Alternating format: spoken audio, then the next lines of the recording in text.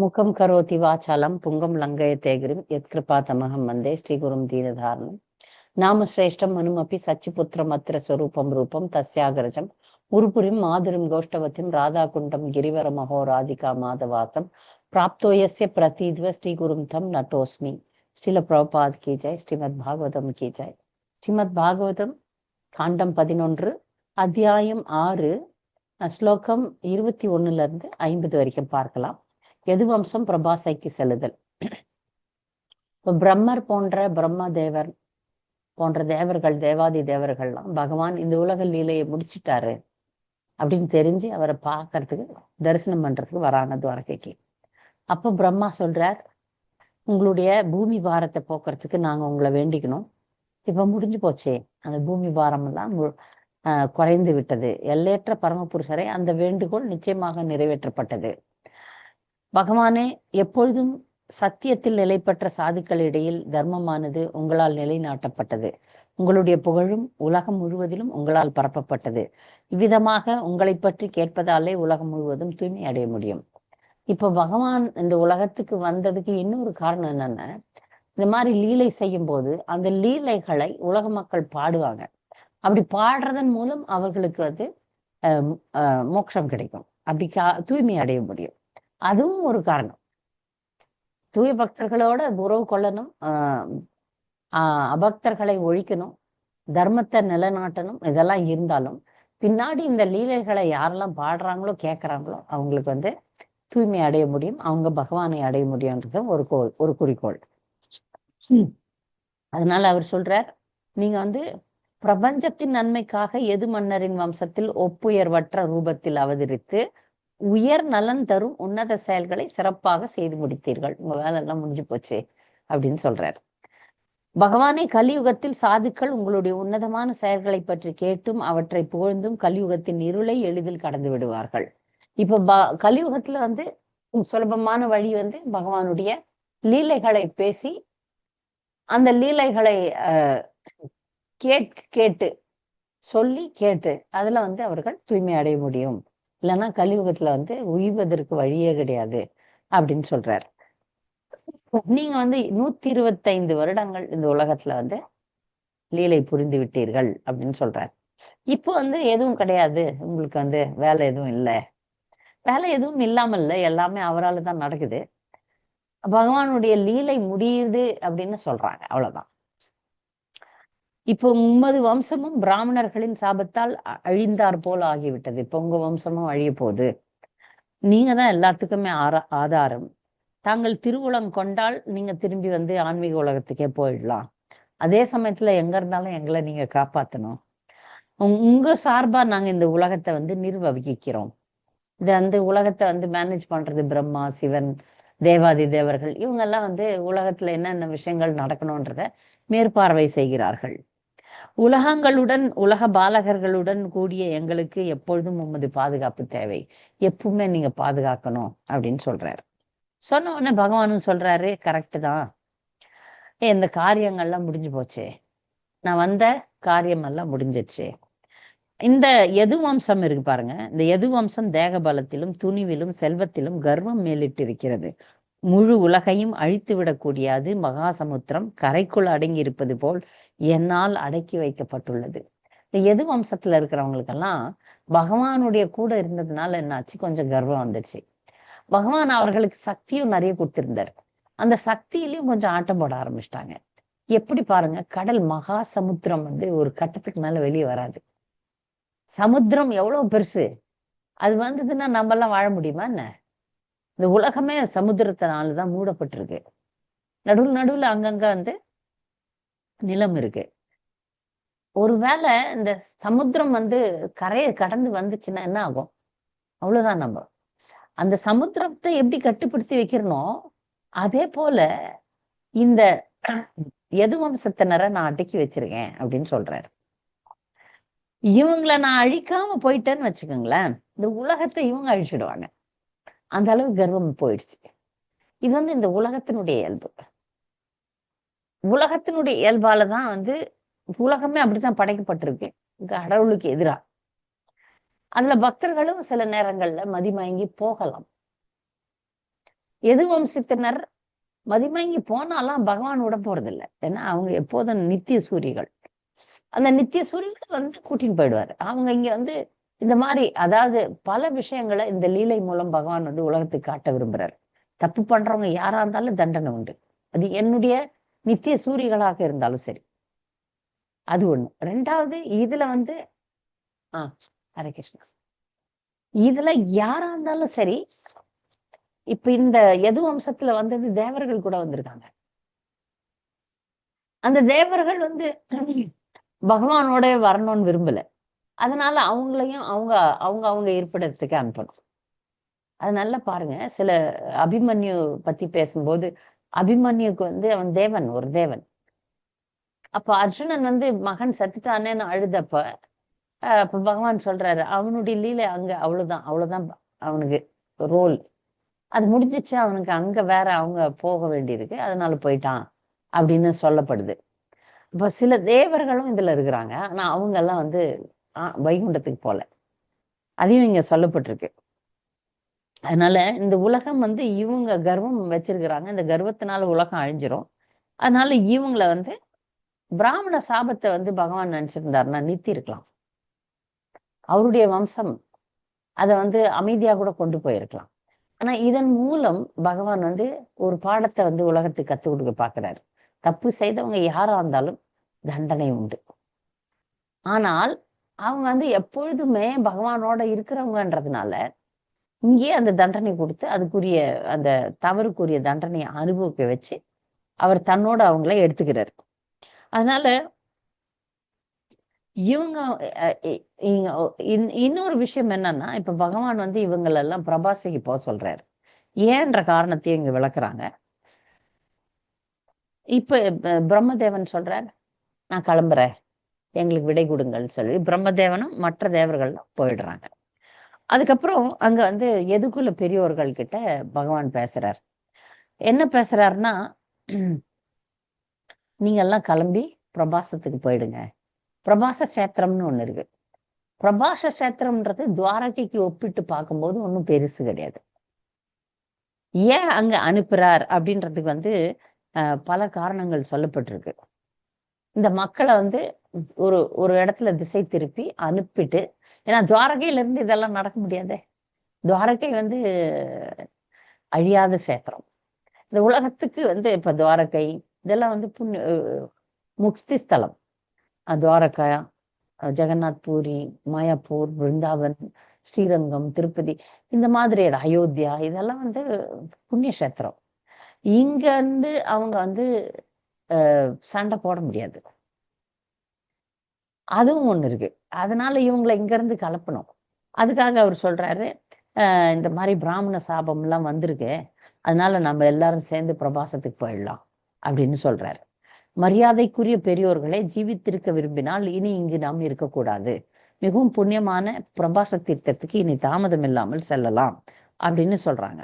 ஆனா இங்க விளக்கம் பாத்தீங்கன்னா, துவாரகை வந்து மங்களமான இடம்.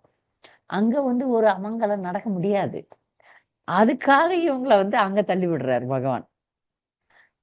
அதனால இங்க வந்து மௌஷல லீலை பகவான் வந்து இப்ப இங்க அவரும் மறைய போறாரு. அவர் மறையறதுக்கான விளக்கத்தை வந்து இங்க மதுவாச்சாரியார் சொல்றாரு. பகவான் வந்து ஒரு மரத்தடியில உட்காந்துருப்பாரு. உட்காந்து அவருடைய பாதங்கள் வந்து பாத்தீங்கன்னா ஒரு மயிலினுடைய கழுத்து மாதிரி இருக்கு. அது அப்படி ஆட்டும்போது தூரம் வந்து ஜரா அப்படின்ற ஒரு ஒரு வேடன் வந்து அவரை அது வந்து ஒரு மயிலினுடைய கழுத்து மாதிரி தெரிஞ்சு அது அம்பு விடுறான். அந்த அம்பு தான் வந்து இந்த எது வம்சத்தினர் வந்து ஒரு இரும்பு உலக்கைய வயிற்றுல வச்சிருந்து இந்த குழந்தைய இது எப்ப பிறக்க போகுது அப்படின்னு பிராமணர்களை கேட்டாங்க இல்லையா. அதுதான் வந்து அப்புறம் இதனாலே நீங்கள் அழிய போறீங்கன்னு சொல்லிட்டு அவங்க சாபம் கொடுத்துட்டு போறாங்க. அதை அவர்கள் தூள் தூள் தூளா உடைச்சு போட்டுருவாங்க. அதெல்லாம் சேர்ந்து ஒரு திரும்பிய சேர்ந்து ஒரு இரும்பு துண்டாவது. அதை எடுத்துதான் இந்த வேடன் வந்து ஒரு அம்பா செய்யறான். அது பகவானை வந்து கொள்வதற்காக. இங்க வந்து மதுவாச்சாரியார் என்ன சொல்றாருன்னா, பிருகுமுனிவர் ஒரு முறை பகவானை எட்டி வதைக்கிறார். அந்த எட்டி வச்சதுக்கு ஒரு சாபம் மாதிரி அவர் வந்து வேடனாக உலகத்துல பிறக்கிறார். அந்த வேடன் தான் இந்த ஜரா. இந்த வேடன் பகவானை வந்து பகவானை நோக்கி அம்பு எய்ய வேண்டும். அதுக்கப்புறம் வந்து பிராயச்சித்தமும் கேட்கணும். அவனுக்கு தெரிஞ்சு போகுது இது பகவான் தான் என்ன வந்து ஒரு கருவி ஆக்கிட்டாரு அப்படின்னு சொல்லிட்டு. அப்போ வந்து வருத்தப்பட்டு அழும்போது அவனும் அந்த பிருகு முனிவரும், அதான் ஜரான்ற வேடனாக வந்திருக்கிற பிருகு முனிவரும் வைகுண்டத்துக்கு போறதா சொல்றாரு, மதுவாச்சாரியார் சொல்றாரு. இப்ப இந்த லீலைய வெளிப்புறமா மக்கள் பார்த்தாங்கன்னா, ராமர் கூட இப்ப நான் கேள்விப்பட்டிருக்கேன். என்னுடைய தமிழ் ஆசிரியர் ஒருத்தர் வந்து ராமர் சரையு நதியில குதிச்சு தற்கொலை பண்ணினாரு, கிருஷ்ணரை வந்து அம்பு எய்தி ஒரு வேடன் கொன்னான், அப்படிதான் அவங்க வாழ்க்கை முடிஞ்சது அப்படின்னு அபக்தர்கள் வந்து சொல்றாங்க. இதை இப்படி சொல்லணும்னு இதை இப்படிதான் அவங்க எல்லாம் அபக்தர்கள்லாம் சொல்லணும்ன்ட்டு பகவான் இந்த லீலையை பண்றாரு. ஏன்னா பக்தர்களுக்கு மட்டும்தான் நான் பகவான் காட்டணும். ஏன்னா கிருஷ்ணர் தான் முழுமுதற் கடவுள்ன்றதுதான் ஆன்மீக வாழ்க்கையினுடைய பூர்ணத்துவமே. நீங்க பூர்ணத்துவம் அடைஞ்சிட்டீங்கன்றதுக்கு அர்த்தமே வந்து கிருஷ்ணர் முழுமுதற் கடவுள் என்பதை 100% புரிஞ்சுக்கிறது தான். ஆனால் சில பேருக்கு அதை புரிதலே கொடுக்க கூடாதுன்னு நினைக்கும் போது பகவான் வந்து இந்த மாதிரி ஒரு குழப்பி விட்டுருவாரு. நானும் சாதாரண மனுஷன் மாதிரிதான் போறேன் அப்படின்ற மாதிரி காட்டுறாரு தவிர, அங்கு வேடன் வந்து ஒண்ணும் பண்ண முடியாது பகவானை. அதை வந்து உலகத்துக்கு நான் இப்படி போனேன் அப்படின்ற நம்பிக்கை இல்லாத நபர்களுக்கு காட்டுறதுக்கு இது மௌஷ லீலை அப்படின்னு சொல்லப்படுது. அப்போ யாரெல்லாம் நம்பலையோ அவங்க எல்லாம் அவரை கடவுள்னு நம்ப மாட்டாங்க. நேர்லயே பார்த்திருந்தா கூட, ஓ அவர் சாதாரண மாதிரிதான் போனாருன்னு சொல்லுவாங்க. ஆனால் அவர் சாதாரணமாக போகவில்லை. உலகத்துக்கு வந்ததை அவதரித்ததை மற்ற அவதாரங்கள்லாம் பாத்தீங்கன்னா தாயின் கர்ப்பத்துல இருந்து கூட அவதரித்திருக்கலாம். பகவான் அப்படி அவதரிக்கல. 4 கரங்களோட தோன்றினார். அதுக்கப்புறம் தன்னை வந்து கிருஷ்ணராக, குழந்தையாக, 2 கரங்களுடைய ஷாமசுந்தரராக மாற்றிக்கொண்டார். இதெல்லாம் பக்தர்களுக்கு மட்டும்தான் புரியும். அபக்தர்கள் வந்து சாதாரணமா இதை பேசணும்ன்றதுக்காகவே இப்படி பண்றாரு. அபக்தர்களை குழப்பி விடணும்னா இந்த மாதிரி பண்றாரு. அது நம்ம ஒண்ணுமே பண்ண முடியாது. ஏன் அப்படி பண்றீங்க? நீங்க கடவுள் தானே, நீங்க அதை நிலைநாட்டி இருக்கலாமே அப்படின்னும் போது, இல்ல பல பேரை வந்து பல ஜென்மங்கள் தூரம் விசிறி அடிக்க விரும்புறாரு பகவான். அதனால அவங்களுக்கெல்லாம் அந்த வாய்ப்பை கொடுக்கறதே கிடையாது. அதனால இதை வந்து ஒரு மாயா லீலை என்பதை புரிந்து கொள்ள வேண்டும். அதனாலதான் பகவானுடைய லீலைகளை புரிஞ்சுக்கணும்னா ஆச்சாரியர்கள் மூலியமா தான் புரிஞ்சுக்கணும். நாமளே நேர்ல பார்த்தோம்னா அபக்தர்கள் மாதிரி நாமளும் கமெண்ட் கொடுப்போம். அப்போ இங்க பகவான் இதெல்லாம் வந்து இந்த சாத்திரத்தை பத்தி, முக்கியமா பிரபாச சாத்திரத்தை பத்தி வந்து விவரமா வந்து ஸ்கந்த புராணத்துல சொல்லப்பட்டிருக்கு. பிரபாச சாத்திரத்துல வந்து புண்ணியங்கள் செஞ்சா நல்லதுதான். இங்க வந்து பிருகு தீர்த்தம் இருக்கு.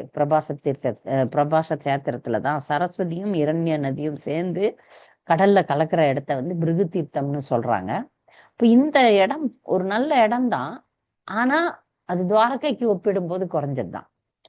அப்ப வந்து பிரபாசத்தை பத்தி பேசும்போது பகவான் பெரியவர்கள் கிட்ட, துவாரக பெரியவர்கள் கிட்ட சொல்றாங்க, ஒரு முறை சந்திரன் வந்து தக்ஷனால சபிக்கப்படுறான், நீ வந்து தேஞ்சு போயிடு அப்படின்ட்டு. அப்ப அவனுக்கு வந்து ஒரு நோய் வந்தது. அந்த நோய் வந்து பிரபாச தீர்த்தத்துல குளிச்சதுனால போச்சு அப்படின்னு சொல்றாரு. அப்ப வந்து ஒரு சமுத்திரத்தை கடக்கணும்னா, பகவானே சொல்றாரு, சமுத்திரத்தை கடக்கணும்னா ஒரு சக்தி வாய்ந்த படகு தேவை, கப்பல் தேவை. அத மாதிரி நம்ம இந்த பிரச்சனைகள் எல்லாம் தீர்க்கணும்னா நம்ம போயிட்டு பிரபாச தீர்த்தத்துல நற்காரியங்களை செய்யணும் அப்படின்னு சொல்றாரு.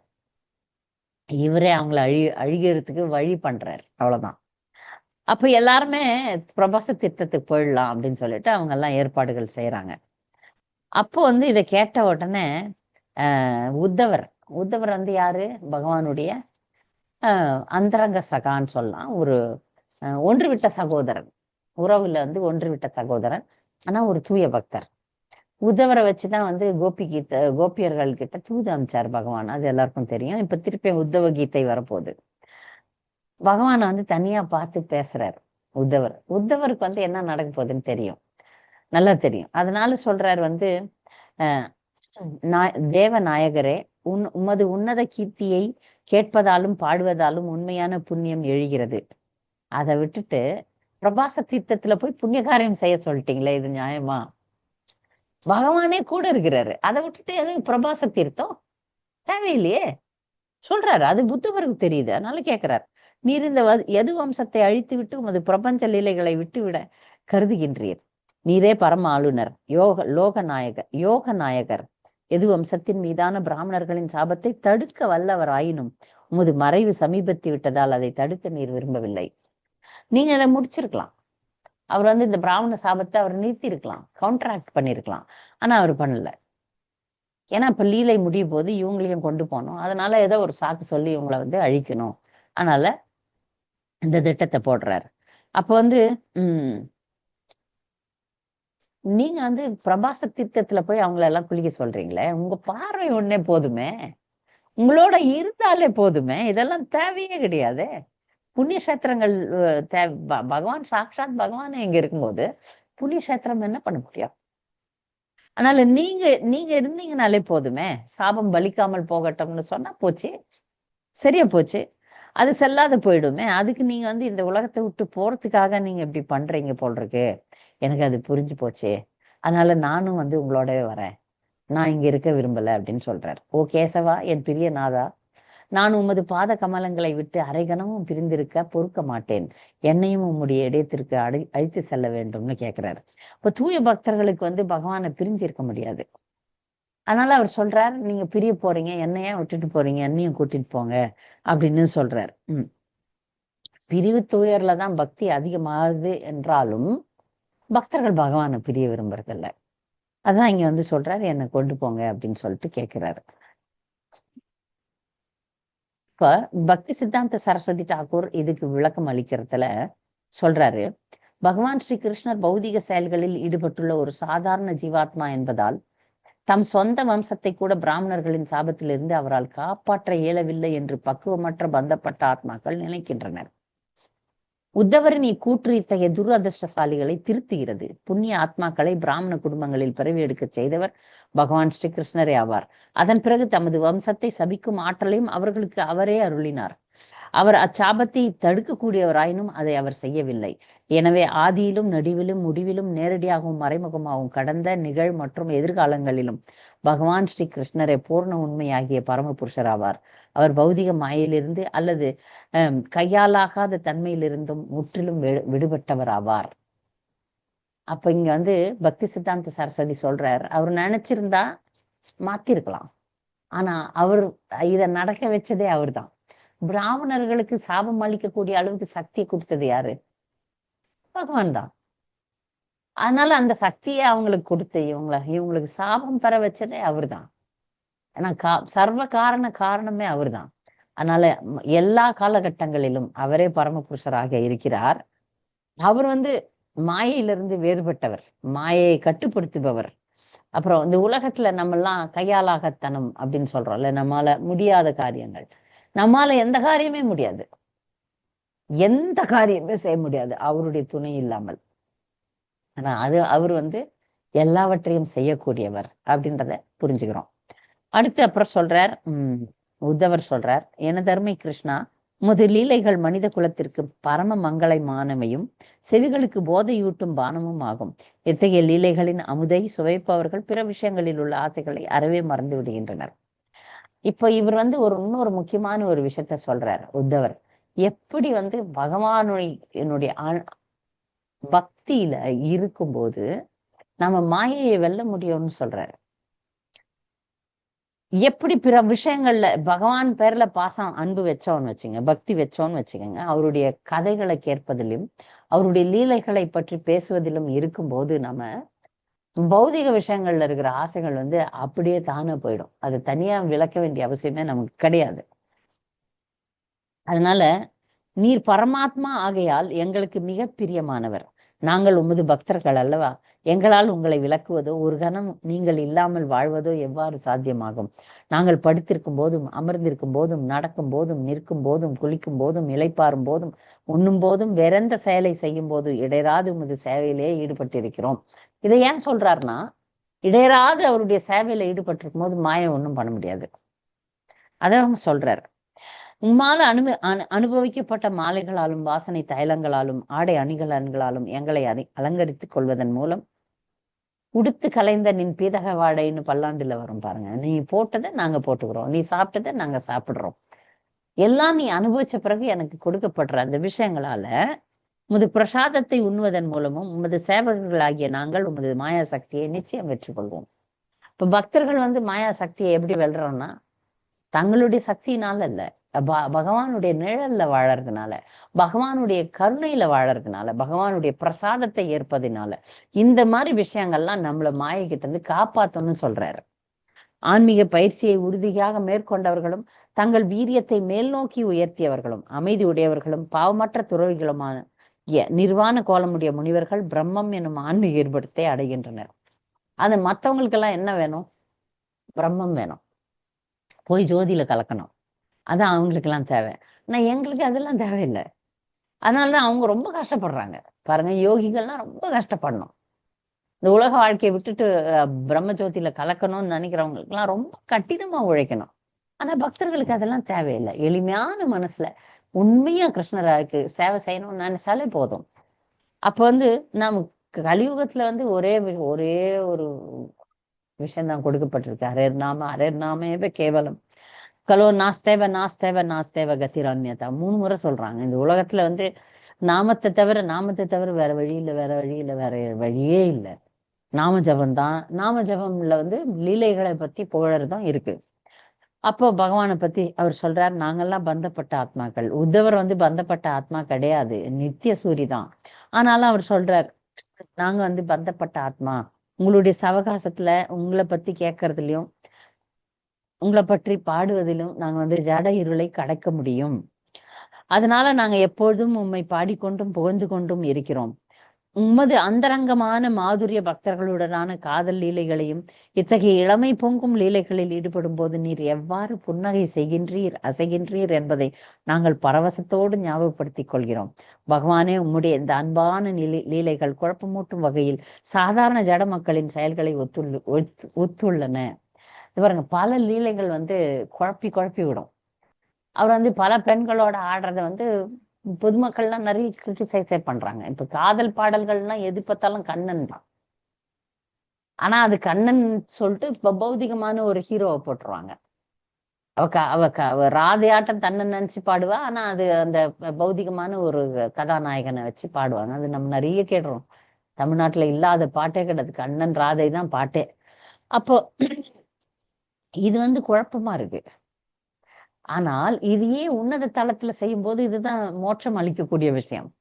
இதை வந்து நீங்க திரிச்சிட்டாங்கன்னு வச்சுக்கோங்களேன், அவ்வளவுதான். அதை வந்து அவங்கள கீழே தள்ளும். இதே விஷயம் பகவானே திரிச்சு நம்ம அதை பௌதிகமா பார்த்துட்டோம்னு வச்சுக்கோங்களேன், ஒருத்தர் வந்து அது கீழே தள்ளிடும். அதே விஷயத்த வந்து போற்றுதற்குரிய ஒரு விஷயமாக, கோபிகீதையே வந்து போற்றுதற்குரிய ஒரு விஷயமாக உன்னதமாக நம்ம அதை செயல்படுத்தும் போது அது நம்ம எங்கேயோ கொண்டு போய் வைக்கும். ஆனா அதையே வந்து சாதாரணமா அந்த காதல் பாடலாட்டம் பாடிட்டோம்னு வச்சுக்கோங்களேன், நம்மளை கீழே தள்ளும். அதனால பக்தர்கள் வந்து ஜாகிரதையா இருக்கணும் இதுல.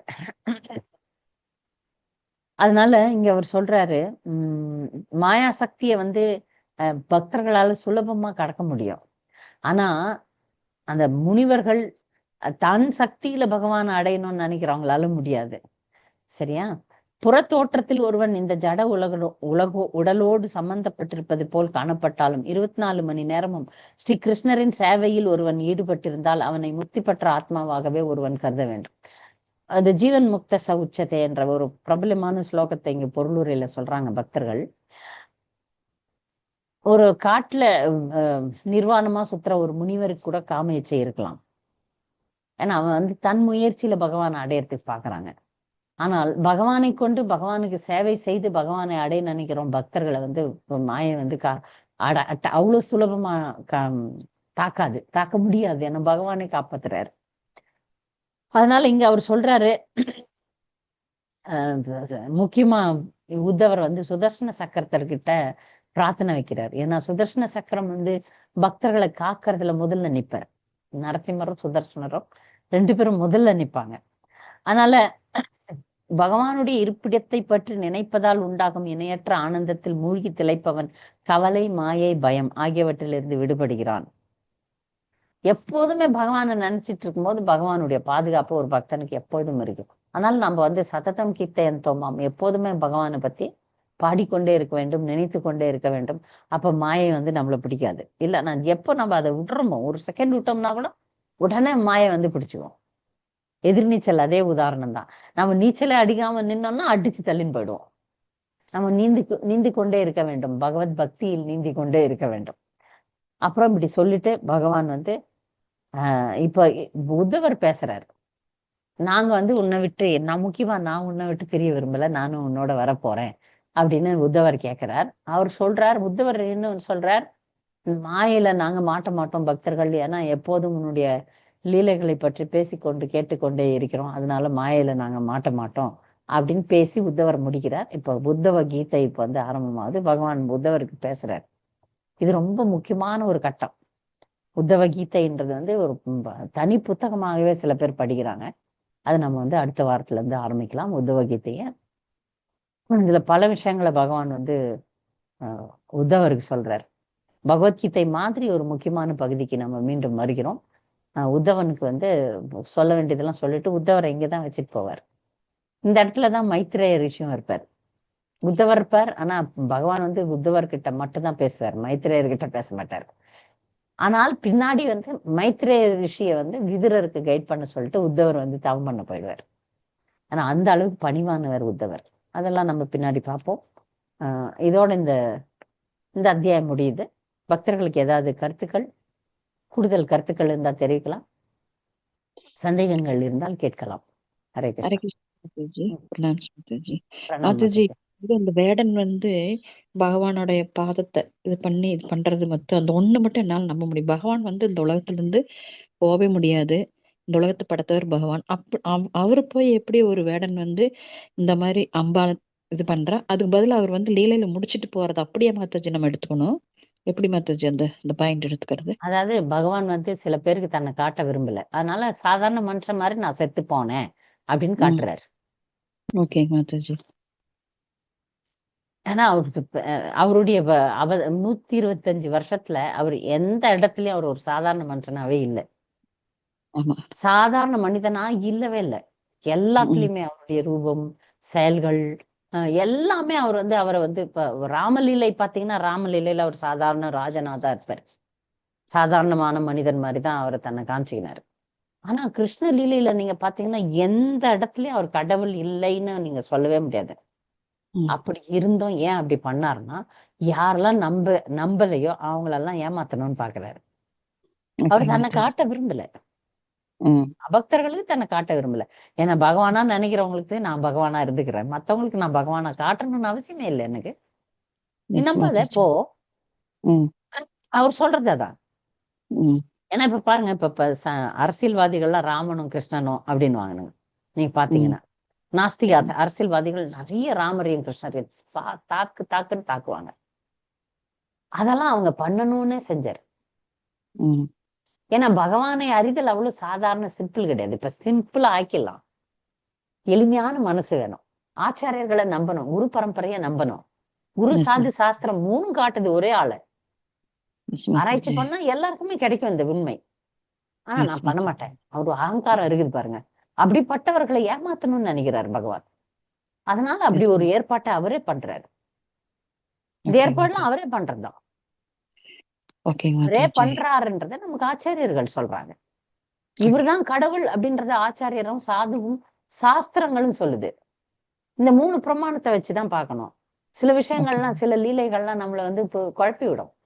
நாமளா புரிஞ்சுக்கணும்னு நினைச்சோம்னா குழப்பிடும், அவ்வளவுதான். இதை வந்து இந்த கதைன்ட்டு எழுதி வச்சவன், எதனா ஒரு இதை ஒருமே கதையா நினைக்கிறவன் இப்படித்தான் நினைப்பான். அவ்வளவுதான். அவ்வளவுதான். அவனுக்கு வந்து பல ஜென்மங்களுக்கு கிடைக்கவே மாட்டாரு கடவுள். பல கோடி ஜென்மங்கள் எடுக்கணும்ல. சுலபம் இல்லையே. இங்க பௌதிக உலகத்துல இருந்து பகவான் அடையிறது அவ்வளவு சுலபமா? அப்போ யார் வர விரும்பலையோ அவங்களெல்லாம் அதுல தள்ளிடுவார், இந்த மாயில தள்ளுவார். தெரிஞ்சோம், இந்த லீலையை கேட்டும் இவர் கடவுள் இல்லை, ஒரு சாதாரண மனுஷன் மாதிரிதான் போனாரு அப்படின்னு காட்டுவாங்க. 125 வயசுலயும் 16 வயசு தான் இருந்தார். இதனுடைய நுணுக்கமான விஷயங்கள் எல்லாம் நம்ம எப்படி புரிஞ்சுக்கிறோம்? அவருடைய மக்களே அழிஞ்சு போனாங்க சண்டை போட்டு, அதையும் குழப்பி விடுறதுக்கு தான் பண்றாரு. பல விஷயங்களை சொல்லி தரத்துக்காக அவர் பண்றாரு. அவருடைய செயல்களை நேரடியா நம்மால புரிஞ்சுக்க முடியாது, அதுக்கு ஆச்சாரியர்களுடைய துணை வேணும். அதை வச்சுதான் நம்ம புரிஞ்சுக்கிறோம். குழப்பணும்ட்டு தான் பண்றாரு, வேணும்னு. ஓகே மாதாஜி. அவ்வளவு சுலபமா என்ன நீ புரிஞ்சுக்க முடியாது. ம். சுலபமா புரிஞ்சுக்கணும்னா எளிமையான மனசு வேணும், தூய்மை எஸ். வேணும், தேடல் வேணும். அதெல்லாம் இல்லாதவனெல்லாம் தள்ளி விட்டுருவாரு. இதான் எஸ் நான் அப்படிதான் போனேன். ஆமா, நான் கடவுள் இல்ல அப்படின்னு சொல்றாரு. மாதாஜி.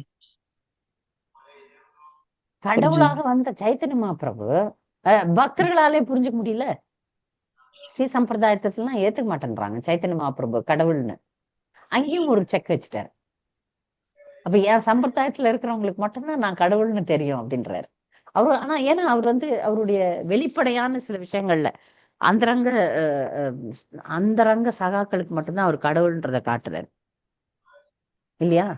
வராக எஸ் ரூபத்தை மாதாஜி. காட்டுறாரு பிராமணருக்கு. சரூபம் பட்டாச்சாரியருக்கு ஷட்புஜ ரூபத்தை காட்டுறாரு. ஒரு சாந்த் காசிக்கு வந்து நரசிம்மரா போறாரு. அப்படி நான் தான் கடவுள் அப்படின்றத லீலையில ஒரு க்ஷணமும் காட்டுறாரு. ஆனா எஸ் மாதாஜி. அதையே வேற சம்பிரதாயத்தினர் வந்து இவர் கடவுள் இல்லைன்றாங்களே. ஸ்ரீ சம்பிரதாயத்திற்கு புரியவே புரியாது சைத்தன்ய மகாபிரபு யாருன்னு தெரியாது.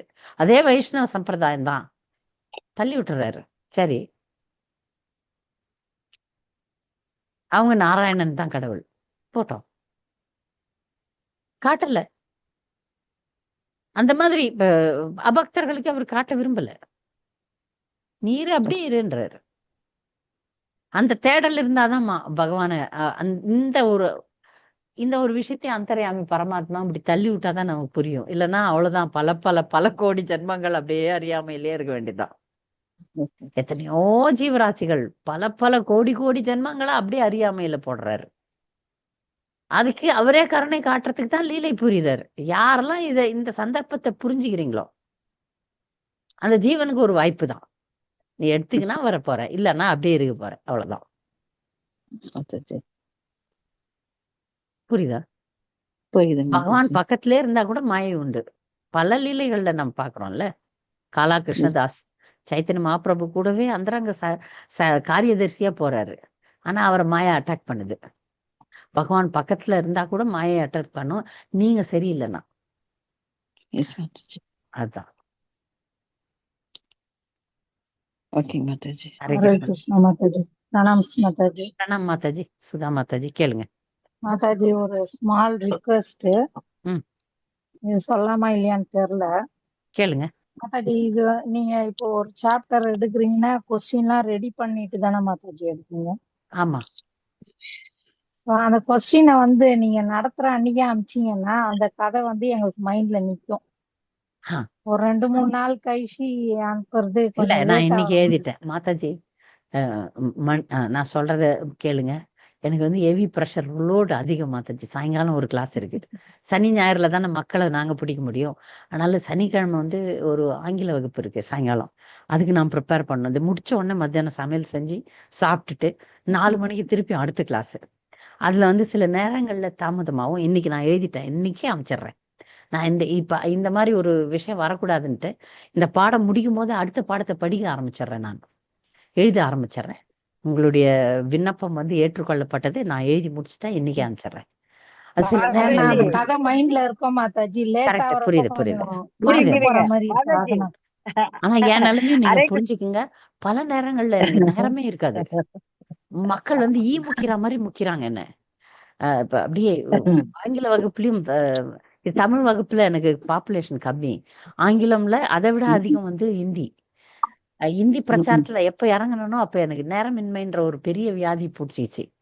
மக்கள் வந்து இடைவிடாம போன் பண்றேன்னு சொன்னீங்களே, எனக்கு சொல்றேன்னு சொன்னீங்களே, அது பண்றீங்களே, இது பண்றீங்களே அப்படின்னு சொல்லிட்டு இடைவிடாம என்ன வந்து தொடர்ந்து தொடர்ந்து ஏதாவது ஒரு சேவையை கொடுத்து கொண்டே இருக்கிறார்கள். சேவை செய்யணும், ஆனா எனக்கு சேவை கொடுக்கப்படுகிறது. ஒரு அடிநிலை தொண்டன் அப்படின்ற நிலையில இருக்கிறதுனால நான் சேவையை செய்து செய்து செய்து அதுல இறங்கிடுறேன். இது முக்கியமான சேவை தான், முடிச்சிட்டேன் நான். கவலைப்படாதீங்க, இந்த வாரம் இன்னைக்கே வந்துடும். இன்னைக்கே அமைச்சர் ரெடி தான். மாதாஜி ரொம்ப கவலைகள் தேங்க்ஸ் இல்லைங்க மாதாஜி. இருங்க மாதாஜி, மாதாஜி சுதா மாதாஜி இருங்க, நான் சொல்றேன். அதாவது மாதாஜி இன்னைக்கு வந்து பாடம் நடத்துறாங்க. 3 நாளைக்கு அது மனசுல இருக்குது. 4வது நாள் நான் மறந்து போற சமயத்துல மறுபடியும் எடுத்து படிக்கிறோம் நம்ம. அதுக்கு தான் அவர் கரெக்டா இடம் கொடுத்திருக்காரு நமக்கு. 4வது நாள் படிச்சு இல்ல 3 இல்ல நாளைக்கு அந்த எனக்கு ஞாபகம் நான் இருக்கும். என்ன மனசுல பத்தல வச்சுட்டு அவங்களுக்கு டைம் சொல்றேன் பத்தல. மாதாஜி. சரி மாதாஜி, சரி மாதாஜி என்ன தான் இன்னைக்கே மனசுல வச்சுட்டு அனுப்பிடுறேன். சொல்றேன். தேங்க்யூ அனுப்பிடுறேன். நான் இதுல வேகமா தான் இருப்பேன். நான் முதல் ப்ரையாரிட்டி வந்து நான் பாகவதத்துக்கு தான் கொடுக்குறேன். மற்றதெல்லாம் வந்து ஸ்திரீ தர்மம் வகுப்பு தான் எடுக்கிறேன். அதனால அது வந்து அவ்வளோ தயார் பண்ணணுன்ற அவசியம் கூட எனக்கு இல்லை. சில அடிப்படை விஷயங்களை வச்சு நான் வகுப்பு நடத்துறேன். ஆனா பாகவதம் தான் என் உயிர் மூச்சாவே இருக்கு. என்னுடைய குருதேவருக்கு ஒரு புத்தகம் எழுதி கொண்டிருக்கிறேன். அதை கூட நான் ஒரு 2ஆம் பட்சமா வச்சிருவேன். முதல்ல பாகவதத்தை தான் ஒரு வாரத்தினுடைய டார்கெட் வேலைகள்ல பாகவதம் தான் முதல்ல எழுதி முடிப்பேன். ஆனாலும் ஏதாவது ஒண்ணு வந்து என்னை தடை பண்ணும். இங்க மாயாப்பூர்லயும் மாயை அதிகமா இருக்குது. அதனால ஏதாவது ஒரு விஷயங்கள் என்னை வந்து திசை திருப்பும். விருந்தினர்கள் வர்றாங்க, இடைவிடாமல் விருந்தினர்கள். நான் வேண்டான்னு போனை சுவிட்ச் எப்போ ஆஃப் பண்றனோ ஆஃப் பண்ணி ஆன் பண்றேன்னு 100 கால் வருங்க. அதனால இப்ப நான் ஏதாவது ஒரு வேலை செய்யணும்னா ஆஃப் பண்ணிட்டு கொடுப்பேன். எனக்கு ரொம்ப மயக்கமா வருதுன்னா நிறுத்திட்டு தான் படுக்கணும். இல்லைன்னா அவ்வளவுதான், என்ன போன் வாழவே விடாது. அந்த மாதிரி சுவிட்ச் ஆஃப் பண்ணிடுங்க மாதாஜி. அப்பா பண்ணால் சுவிட்ச் ஆஃப் ஒழிய பண்ணி பகவான் வச்சிருங்க உங்களை phone. எப்பயுமே எங்கேஜ்லயே வச்சிருக்காரு, ரொம்ப டைட்டா வச்சிருக்காரு பகவான். ரொம்ப ஐயா, சந்தோஷம் மாதாஜி. ரொம்ப கஷ்டம் மாதாஜி. ஒரு பிரச்சாரகரா இருந்து பாருங்க, அப்ப தெரியும். அது ஆண்களுக்கு ஓகே, பெண்களுக்கு வந்து குடும்ப வேலைகள் இருக்கு இல்லையா. ஏன்னா அதுதான் நான் பிரச்சாரமே பண்ண சொல்றாரு எங்க குருதேவர். நீ இதை பிரச்சாரம் பண்ணு, மக்கள் மறந்துடுறாங்க, அதை பிரச்சாரம் பண்ணுன்னா அதுல நானும் ஒழுங்கா இருக்கணும்ல. என்னுடைய குடும்ப வேலைகள் நான் ஒழுங்கா பண்ணணும்ல.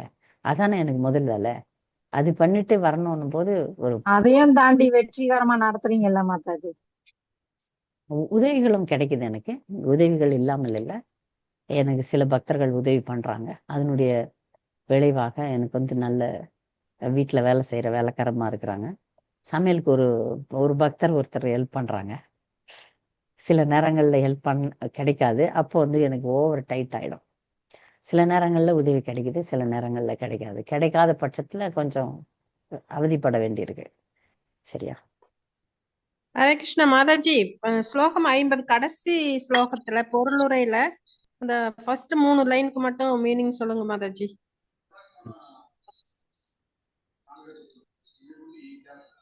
50வது ஸ்லோகத்திலயா? எஸ் மாதாஜி. தங்கள் பரமபுருஷர் அசைவுகள் அப்படிங்கிறது என்ன மாதாஜி? பரமபுருஷரின் லீலைகளை பற்றி கேட்பதிலும் பாடுவதிலும் அவர்கள் ஈடுபட்டால் பிறவி தளத்திலிருந்து விடுபடுவார்கள். First 4 line Mataji. First 4 line. Srila Bhakti Siddhanta Saraswati தாக்கூரின் கருத்துப்படி பந்தப்பட்ட ஜீவராசிகள் தங்கள் அசைவுகள், சிரிப்பு, செயல்கள் மற்றும் வார்த்தைகளால் தங்களை மேன்மேலும் ஜட இருப்பில் சிக்க வைத்துக் கொள்கின்றனர். என்ன மாதாஜி இது புரியல? தங்கள் அசைவுகள் அப்படின்னா சிரிப்பு, செயல்கள் மற்றும் வார்த்தைகளால் அவங்களுடைய ஒவ்வொரு செயலும் நம்ம உலகத்துல நம்ம செய்யக்கூடிய ஒவ்வொரு செயலும் நம்மள வந்து பந்தப்படுத்தும். ஒரு உதாரணத்துக்கு ஒரு பக்தரை நம்ம கிண்டல் பண்றோம்னு வச்சுங்களேன், சிரிப்புன்னு சொல்லிட்டாங்கல்ல, அதுல எனக்கு இதுதான் தோணுது. ஒரு பக்தரை வந்து அறியாமையில தான், அது பெரிய தப்பு கூட கிடையாது, ஆனா அது நம்மள சிக்க வைக்கும். அறியாமையில நம்ம எவ்வளவு தவறுகள் தினம் பண்ணிட்டு இருக்கிறோம். சிரிக்கிறோம், அதுக்கு எதிர்வினை உண்டு. அந்த சிரிப்பு ஒரு நார்மலா இருந்தா சரி, மத்தவங்களுடைய மனசை புண்படுத்துற மாதிரி இருந்தா மாட்டிக்கும். அந்த மாதிரி ஒவ்வொரு செயலும், வார்த்தைகள் கூட நம்மளை இங்க சிக்க வைக்குது. ஜட இருப்பில் சிக்க வைத்துக் கொள்கின்றனர். அவங்களுடைய செயல்கள், நம்முடைய எல்லா செயலுக்கும் எதிர்வினை உண்டு. Every action has equal and opposite reaction. நீங்க செய்யற ஒவ்வொரு செயலுக்கும் எதிர்வினை உண்டு. அப்ப எந்த அளவுக்கு நம்ம கிருஷ்ண உணர்வா இருந்தா எதிர்வினையே இல்லாம நம்ம வாழ்க்கையை மாத்தணும். ரொம்ப ஜாக்கிரதையா நடக்கணும், அவ்வளவுதான். நம்ம எண்ணம், சொல், செயல், சிந்தனையில யாருக்கும் எந்த துன்பத்தையும் விளைவிக்க கூடாது. முயற்சியாவது பண்ணணும். துன்பத்தை கொடுக்கணும்னு நம்ம நினைக்கிறது இல்லை. ஆனா சில நேரங்கள்ல இந்த ஜட இயற்கை தள்ளி விடும் நம்மள வந்து, யாரையாவது துன்புறுத்த வைக்கும், யாரையாவது கடினமா பேச வைக்கும். அப்போ ஜாக்கிரதையா இருக்கணும். நம்ம முயற்சி பண்ணணும்னு தான் நான் சொல்றேன். நம்மளால முடியலனாலும் முயற்சி பண்ணணும். யாரையும் ஒன்றும் நினைக்க கூடாது, பேசக்கூடாது, திட்டக்கூடாது, நெகட்டிவா இருக்கக்கூடாது. எவ்வளவு முடியுதோ அவ்வளவு சேவையே பண்ணணும். எவ்வளவு முடியுதோ அவ்வளவு கிருஷ்ணரையே மையமாக கொண்ட வாழ்க்கையை வாழணும். இல்லைன்னா எதிர்வினை தான் சிக்கும், நம்மள இங்க சிக்க வைக்கும். பௌதிக உலகமே நம்ம காலை புடிச்சு சுத்தி வருது, காலை சுத்தின பாம்பு மாதிரி. இப்ப நிறைய செடிகள் உள்ள ஆத்துக்கு போனீங்கன்னு, ஒரு குளம் இருக்குதுன்னு வச்சுக்கோங்க. அந்த குளத்துல வந்து நிறைய தாமரை செடிகள், நீர் தாவரங்கள் இருந்துச்சுன்னு வச்சுங்க. அதுல போனீங்கன்னு வச்சுங்களேன், உங்களுக்கு நல்லா நீச்சல் தெரிஞ்சாலும் அந்த செடிகள் உங்க காலை சுத்தி உங்களுக்கு உயிருக்கே ஆபத்து வரும். பௌதிக உலகம் அப்படிதான் நம்மளை சிக்க வைக்குது. நம்மையே தெரியாம சாதாரணமா ஏதாவது ஒண்ணு சொல்லியிருப்போம், அது நம்மளை மாட்டு வைக்கும். புரியுதா? அதனால இந்த உலகத்துல நம்ம செய்யற செயல்கள் நம்மை சிக்க வைக்கும். சிக்க வைக்காம பார்க்கணும்னா முடிந்த வரைக்கும் கிருஷ்ண உணர்வுல இருக்கணும். முயற்சியாவது பண்ணணும். அதுக்காக முயற்சி. நான் சொல்றது என்னன்னா, நம்மால முடியவே முடியாது. தவறுகள் இல்லாம இந்த உலகத்துல வாழறதே முடியாது. தவறுகள் அப்படி மண்டி மண்டி செய்து கொண்டே இருக்கிறோம். இடைவிடாம கிருஷ்ணரை திருவடிகளை பிடித்து கொண்டு நான் செய்யும் தவறுகளுக்கு மன்னிப்பு கொடுங்கன்னு கேட்டுக்கிட்டே இருக்கணும். இல்லை, வேற வழியே இல்லை. என்னால தப்பு செய்யாம இருக்க முடியலைங்க. யாராவது ஒருத்தரை நம்ம சொல்லித்தான் ஆகிறோம். ஏதாவது ஒண்ணு பண்ணிடுறோம், ஏதாவது ஒண்ணு செய்யறோம். தவறுகள் நடந்து கொண்டே இருக்கிறது. அப்ப அபராதாத் சாஸ்திராணி கிரியந்தே அர்னிஷம்மயா தாசோகம் இதிமா மற்ற சமஸ்வ மதுசூதனை அப்படின்னு ஒரு வார்த்தை சொல்லிடுறது பகவான் கிட்ட. முயற்சி செய்து கொண்டே இருக்க வேண்டும். அவ்வளவுதான். அது நமக்கு இதுல இருந்தெல்லாம் சிக்காம காப்பாற்றப்படணும் அப்படின்னா கருணை மட்டும்தான். அத கிருபா சித்தின்னு பேரு. கிருபா சித்தி மட்டும்தான் நம்மளை காப்பாற்ற போகுது. நம்ம முயற்சி காப்பாத்துறது இல்லை. அது மட்டும் தெரிஞ்சுக்கங்க. நம்ம இடைவிடாம முயற்சி பண்ணோன்றது நமக்கு கொடுக்கப்பட்ட வழிகாட்டுதல். குரு பரம்பரை இடைவிடாம முயற்சி பண்ணிட்டே இருன்னு சொல்லிடுச்சு. நம்ம இடைவிடாம முயற்சி செய்து கொண்டே இருக்கிறோம். ஆனா நம் முயற்சி ஒன்றும் நம்மளை காப்பாற்ற போறது இல்லை. ஏன்னா நம்ம முயற்சி ஒண்ணுமே கிடையாது. நம்மை காப்பாற்ற போவது அவனுடைய கருணை. அதுல நம்பிக்கையா இருக்கலாம். உண்மையா நான் யாருக்கும் எந்த துன்பமும் தர விரும்பல கிருஷ்ணா அப்படின்றத மனசுல இருந்து யோசிச்சுங்க. யாருக்குமே யாரையும் நம்ம கேவலமா நினைக்க கூடாது, பேசக்கூடாது. எந்த ஒரு தவறும் செய்யாமல் இருப்பதற்கு இடைவிடாமல் முயற்சி செய்கிறேன். ஆனாலும் தவறுகள் நடக்குது. பகவானே, நீதான் காப்பாற்றணும், எனக்கு வேற வழி இல்லை. இது நம்முடைய பிரார்த்தனையா இருக்கும். அப்பதான் இதுல இருந்து சிக்க முடியாது. இல்லைன்னா சிக்குவோம். கர்வம் வந்துச்சுனாலே சிக்கிடுவோம். நான் செய்யறேன், என்னாலும் நடக்குது அப்படின்னாலே சிக்கிடுவோம். நான் இல்லை, எனதில்லை, எது கொடுத்தாலும் அது உன் கருணை. ஹரே கிருஷ்ண மாதாஜி. ஹரே கிருஷ்ண மாதாஜி. கேளுங்க மாதாஜி. இந்த நான் 2-3 தரமா வரல. எனக்கு அந்த புஸ்தகம் அர்த்த புஸ்தகம் இல்லாதனால வரல. இப்போ இன்னைக்கு என்ன நடந்ததுன்னு எத்தனாவதுல நீங்க சொன்னீங்கன்னு எனக்கு புரியல மாதாஜி. இப்ப இது 11வது காண்டம். இப்ப உங்ககிட்ட புத்தகம் இல்லையா? புஸ்தகம், இந்த ஸ்லோக புஸ்தகம் இருக்கு. ஓகே ஓகே ஓகே மாதாஜி, நான் உங்களுக்கு எப்படியாவது புத்தகத்தை அனுப்புறதுக்கு முயற்சி பண்றேன் ஆன்லைன்ல உங்க பொண்ணுகிட்ட. நமக்கு புரியும். அர்த்தம் இல்லாம படிக்க முடியல மாதாஜி. நான் பாக்குறேன் மாதாஜி. உங்களுக்கு நான் எப்படி அனுப்புறதுன்னு நான் யோசனை பண்ணி ரொம்ப லோவா இருக்கு.